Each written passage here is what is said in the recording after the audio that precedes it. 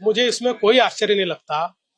ये लोग वही लोग हैं जो इससे पहले एयर स्ट्राइक पर, सर्जिकल स्ट्राइक पर क्वेश्चन मार्क लगाते थे और इस प्रकार की इनकी प्रवृत्ति के कारण जनता ने इनके सामने क्वेश्चन मार्क लगा दिया, इनके सामने प्रश्नांकित ये हो गए। इसलिए ये मानसिकता ही ऐसी है, इस मानसिकता का कुछ नहीं किया जाता।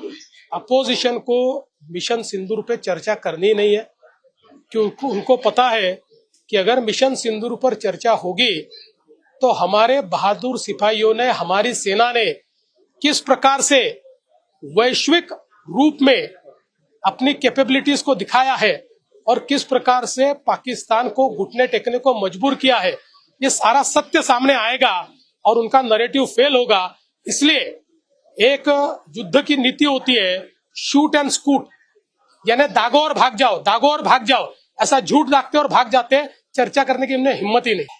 हमारी ये मांग है कि स्पेशल इंटेंसिव रिवीजन होना चाहिए, क्योंकि हमारी मतदाता सूची में इंटेंसिव रिवीजन न होने के कारण पिछले 20 सालों में बहुत ऐसे नाम हैं जो एग्जिस्टेंस में नहीं है। लोग अपना पता छोड़कर चले गए तब भी नाम है, नई जगह चले गए वहां भी उनका नाम है।